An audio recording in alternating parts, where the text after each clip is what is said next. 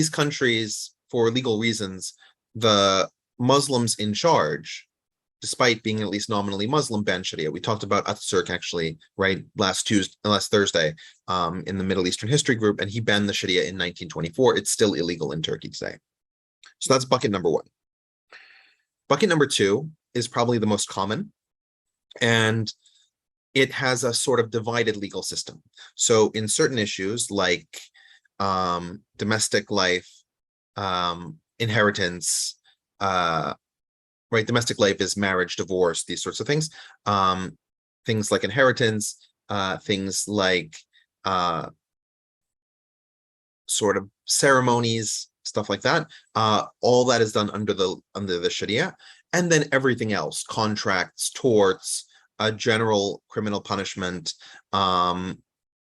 There may be criminal punishments also for things that are illegal under the Sharia, like blasphemy. That's a possibility.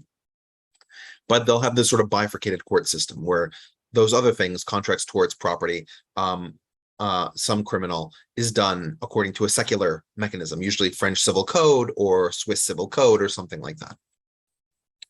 And countries like that are countries like Jordan, Syria under the Assads, Morocco, Tunisia. So they have this sort of bifurcated system.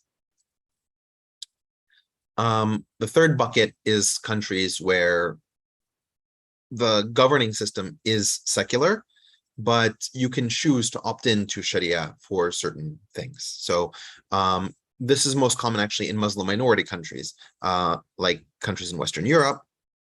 And so those are cases where, like, you can have, or the United States as well, you can choose to, if you have a marriage in the United States, you can choose to go to an arbitration, and that arbitration will be according to the Sharia.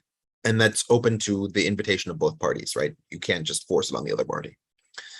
And the last bucket is those that are exclusively Sharia, or they claim to be exclusively Sharia. These are places like Saudi Arabia, like Libya under Gaddafi, like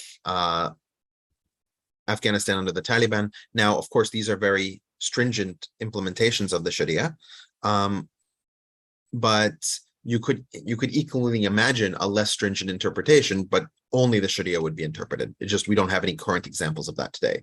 And people like Nurul or Saeed, Dr. Sabila, I don't want to put words in their mouth, but there might be historical examples that they might cite. Like, for example, when the Prophet himself lived, when the Sharia was the exclusive law of the land, and it wasn't interpreted in such an exacting way.